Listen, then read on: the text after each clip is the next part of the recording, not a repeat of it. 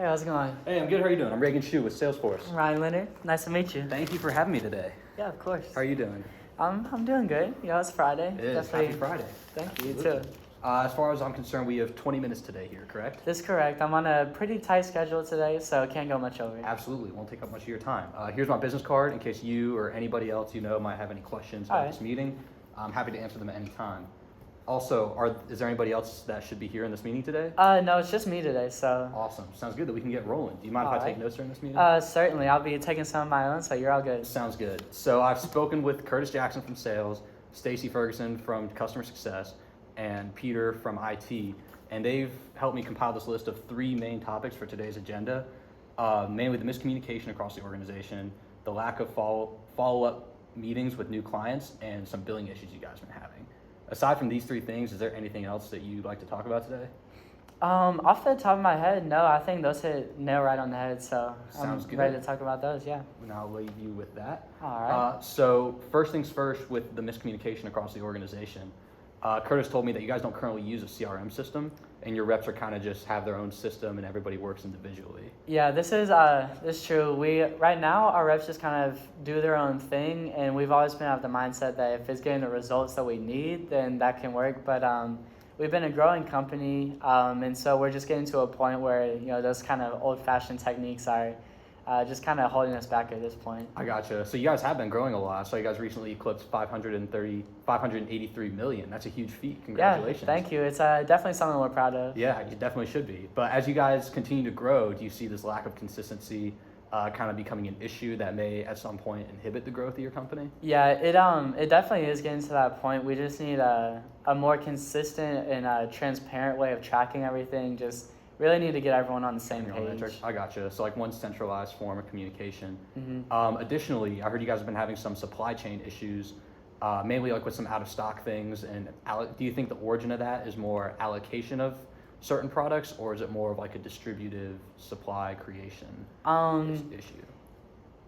I think it's a little bit of both. I think a real thing that we're struggling with is just certain retail locations are struggling with just keeping up with the varying demands that comes with the kind of business that we're in. Yeah. And so it's just with such a fast-paced, fast-changing kind of business, just everyone's on different pages, people have old numbers, all that kind of stuff. So. Absolutely. So I've broken down some numbers with Curtis, and you can see here on the agenda. We estimate between field reps not being on the same page as well as some of the out-of-stock issues you guys have been having, it's going to ultimately come out to about $3 million in lost sales or lost revenue that you guys could be having. Does that sound about right, what you had in mind, or is that kind of far off? I agree with that number. Yeah, that's definitely on the same page as I would be on. Awesome. And that kind of leads into the next point we had with the lack of follow-up meetings with new clients that I brought up with Stacy. It sounds like you guys, well, off the top of your head, why do you think reps are kind of not necessarily following up as much as they want? Do you think it's like a organizational thing, or do you think each person kind of has their own individual reason? That's a good question. It's hard to give direct examples since I'm not personally in the field anymore myself. Yeah. But our numbers indicate that the revenue is sort of low considering the leads that we're obtaining. Gotcha. And so, really we're just almost trying to figure out like why this is happening. Yeah, I'm sure it's hard to track if every individual salesperson has their own kind of system and it's not really uniform. Definitely, right? It's just all kind of all over the place. Everyone's on their own page. Absolutely. So me and Stacy kind of calculated that when it comes to all the different leads that people either aren't following up on or following up at the wrong times and maybe aren't getting them when they're hot leads, that ultimately comes down to like about 4 million in missed opportunities and missed sales. How do you feel about that number? I would maybe say more 3.5-ish, but Gotcha. I mean 4. Yeah, I could see how it could get up to 4. Okay, interesting. I'll circle that right there. We can come back to that number later if we need to.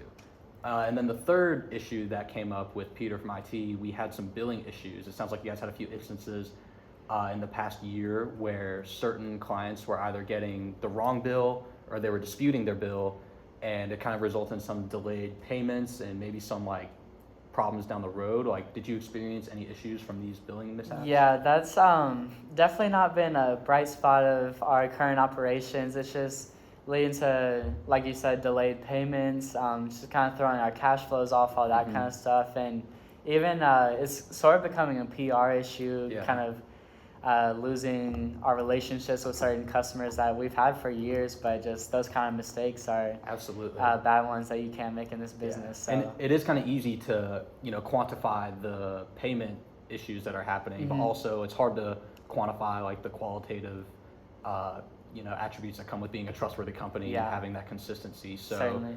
I priced this implication at around $2 million, just because the brand, it's hard to quantify like what that does to your brand and reputation. So what do you feel about this number right now? I would agree with that. Yeah. Okay, awesome.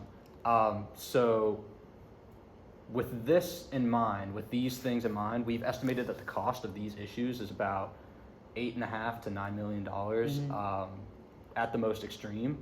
I want to run you through some of the benefits that Salesforce has that we can really help you out in these industries areas. So I'd love to hear it. yeah, so on a miscommunication point, just the nature of our platform is like one single unified platform that everybody in the organization has access to, and that really streamlines your communication up, down, and across the org chart.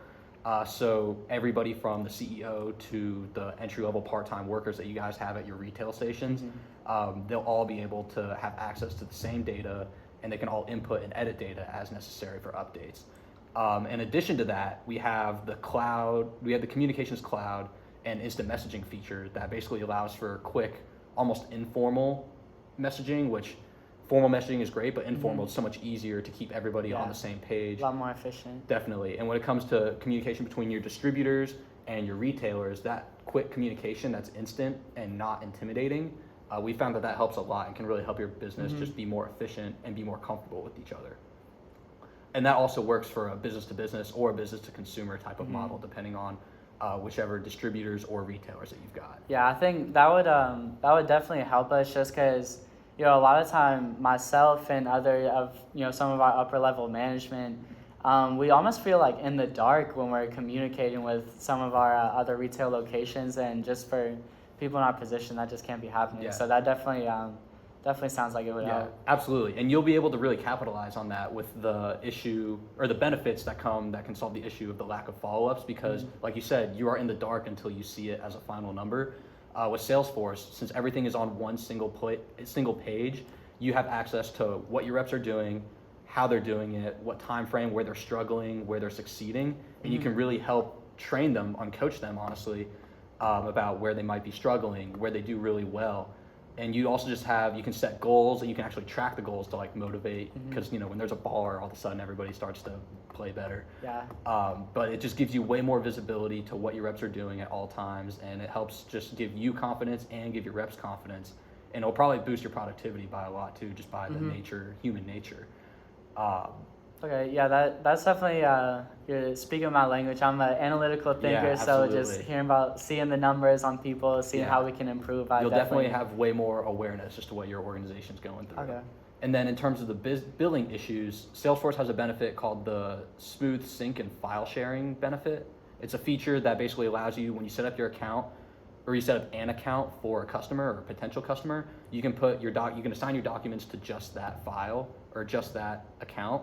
So basically there will be way less exchanging of hands, way less communication, in the sense that less is more. Yeah. It'll swap hands a lot less, and it'll be way less chaotic, and it'll basically do a really good job of helping you eliminate the amount of chaos that goes into your billing fiascos that you guys have been having. Okay, yeah, that definitely, again, sounds like another thing that would help us, just kind of cut out the middleman in a way, just less people involved, a lot quicker communication. Right, and you guys will just be more accurate. You guys will basically not be known as a company that doesn't bill right, which is a great thing. Yeah, that's definitely not a reputation that we want. Yeah, definitely not. So I'm sure you're wondering what this costs. I wouldn't expect you to go through all this Been in and the make back a of my head the purchase whole time. Without knowing the cost. So the way we price our software as a service is it's $1,800 per person per year.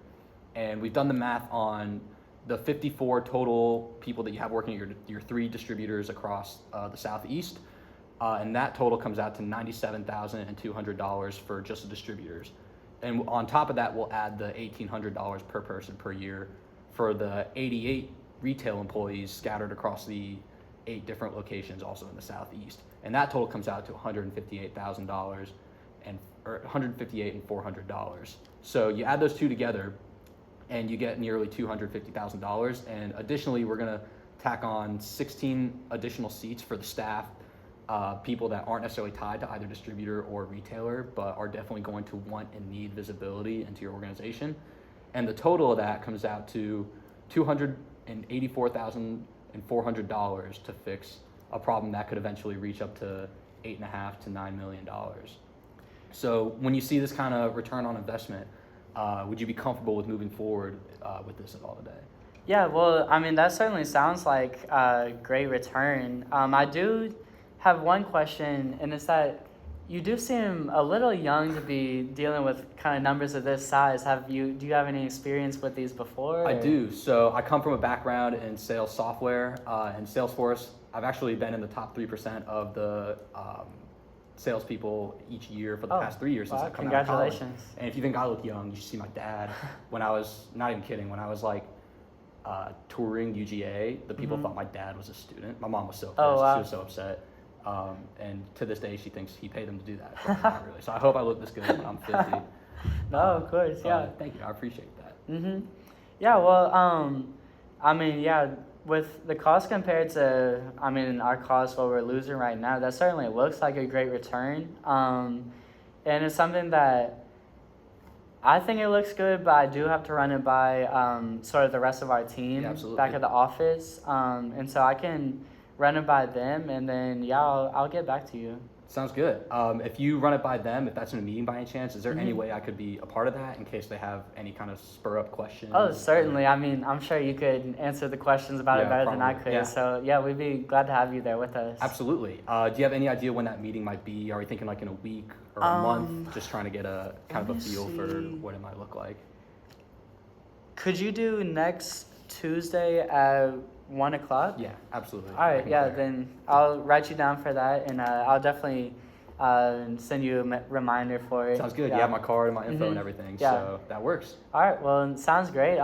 Thank you for meeting with me today. Of course, thanks for taking the time. I think I gave you some time back from the 20 minutes. Yeah, of course. So looking forward to hearing back from you. Yeah. All right. Thank you, you, Ryan. have a good one. Thanks.